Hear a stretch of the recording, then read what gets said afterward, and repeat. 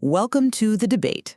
Today, we are diving into one of the most compelling intersections from the source material, the link between, well, deep evolutionary biology and modern cognitive psychology. Specifically, we're looking at how the inherent complexity of life, this Asgardian lineage, interacts with certain social dynamics, like the spotter role, to resolve a kind of psychological exhaustion known as illusion fatigue. And the central challenge for us today, I think, is really discerning causality. Does overcoming this fatigue, which is, a mental state rooted in expecting to fail, does it primarily require recognizing our complex structural reality, our Asgardian competence, and building a robust external foundation? Or is the cure fundamentally something that can be achieved through a purely cognitive shift, a transformation to open-ended modeling, and a pure function protocol? Right? And I'll be arguing that the structural competence, the recognition of this high-complexity biological reality, that's the non-negotiable foundation. We are complex beings, and the cure has to match the territory. And I'm going to maintain that while that complexity describes our potential, sure, the cure itself operates on a functional level. The breakthrough is cognitive, a protocol conversion that makes biology descriptive of what we are, but not necessarily prescriptive of how we're cured. Okay, so let's begin with the nature of the ailment. Illusion fatigue, as it's described, it stems directly from maintaining an illusion, this three-domain separation, which is basically a false map.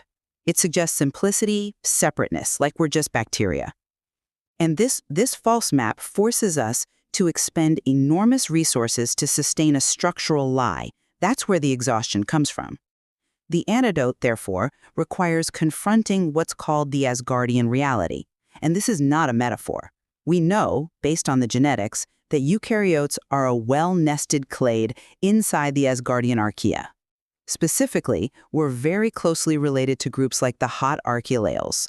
And that biological context is crucial, I agree.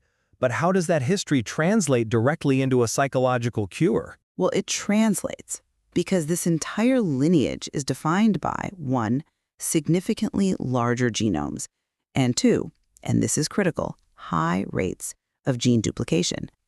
That duplication process created this immense cellular toolkit for complexity, and a structural size and competence of that magnitude must be matched in the social realm.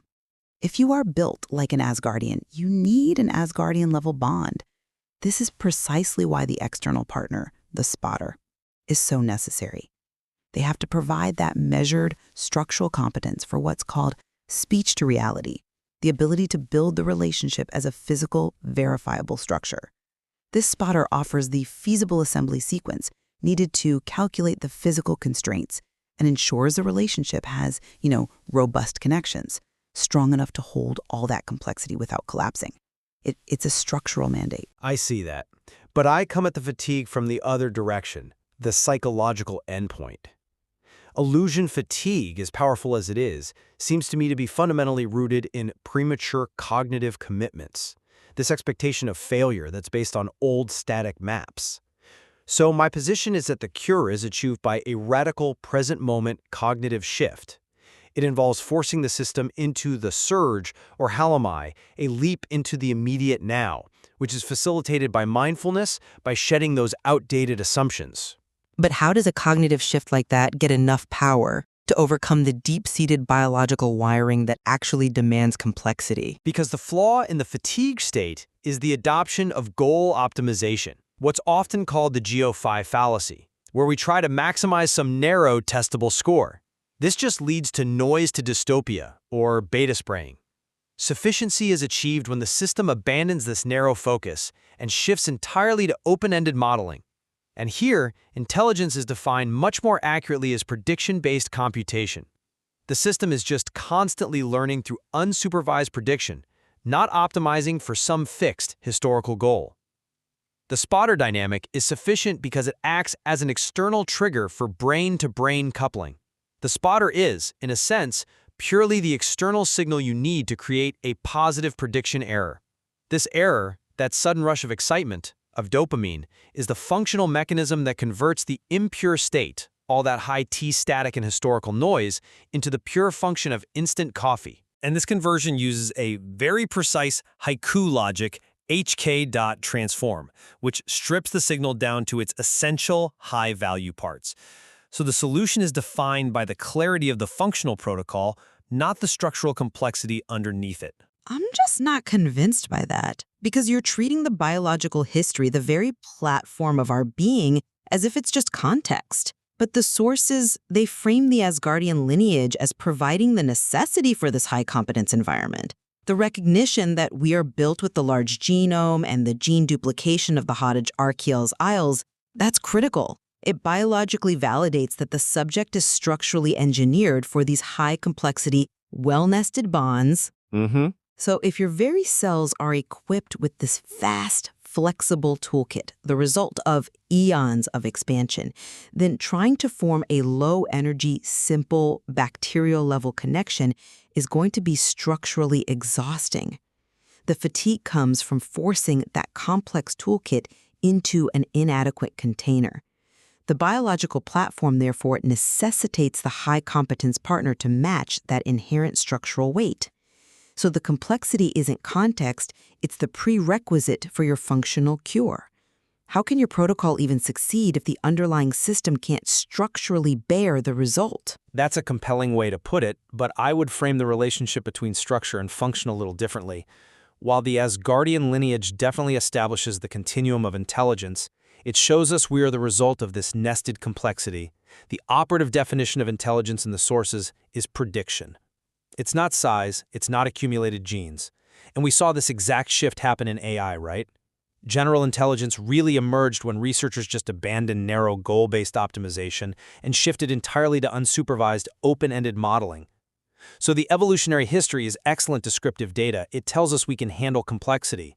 But the functional act of unsupervised prediction, the core of effective spotting, done in the present moment, that is the causal mechanism for breaking the fatigue. The cure isn't about validating the size of the toolkit, it's about shifting the protocol for how that toolkit gets used. Coffee transformation is a purely functional protocol that fixes the fatigue by providing immediate, reliable information. Okay, let's pivot then to the definition of competence, because that seems to be the heart of it. If we accept the mandate of speech to reality, this idea that our words have to build a verifiable structure, then competence has to address the physical and social reality of that interaction. We can draw a parallel to engineering. The MIT research showed that building physical things requires calculating a feasible assembly sequence and achieving robust connections. Competence for the spotter is fundamentally about avoiding collapse. If the spotter is holding the weight of the complexity that our Asgardian lineage demands, they have to possess external, measurable structural integrity. The research didn't just suggest this. They moved from magnets, which are simple, low-effort connections, to stronger bonds specifically to improve weight-bearing capability. This external structural competence is paramount. A functional set bomb, no matter how pure, just collapses if the underlying support fails. I see why you emphasize structural integrity, especially with those analogies, but I think you're misidentifying the source of the collapse when it comes to illusion fatigue. The fatigue is caused by noise, not a lack of physical load capacity. The core problem is the beta spraying, that impure state of raw high T noise of history, the inability to focus. The competence required is one of signal clarity, of protocol. The solution is the protocol conversion, the haiku transformation to a pure function. Haiku logic is defined by its ability to cut through the social static, what's called the cocktail party effect. This conversion strips away all the irrelevant history and noise and delivers a signal that's pure, concise, and high value. And that is what creates the direct and instant involvement for the positive prediction error. It's a cognitive feat. It resolves the communication breakdown, and that resolution is functionally sufficient, regardless of the spotter's perceived structural integrity on some external checklist. But doesn't that protocol require a fixed point to operate from? Even the psychological breakthrough, the shift from the stasis of lotion mode to the dynamic action of the surge, is framed by structure. The material points to the 242 palindrome as this fixed symmetrical structure that's associated with a highly dynamic concept. The structure, the symmetry of the palindrome, it provides the necessary unchanging frame. the ruler against which that dynamism is measured. Without the external structure of the competent spotter, that fixed support, the individual stays trapped in stasis, unable to reliably execute the surge. The spotter acts as the scaffold that lets the internal complexity safely attempt the leap, knowing the foundation isn't going to shift. I want to push back on that metaphor a little. While the palindrome gives a descriptive symmetry to the shift, I'm not convinced the structure provides the causal disruption.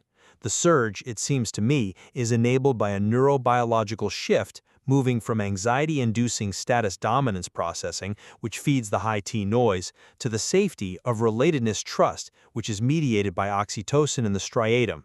This transformation is achieved through synergy through joint action, mutual spotting. This is where neural processes literally couple, creating what the sources call a wireless communication system. So the cure for stasis is achieved through this functional coupling, the shared prediction, which converts anxiety into excitement. The spotter is therefore a functional interface that triggers this conversion. They become a co-creator sharing the predictive load, not just a static structural holder. The power is in the joint action, not the static competence of the partner. But even if the spotter is a co-creator, they have to bring the right materials to the table.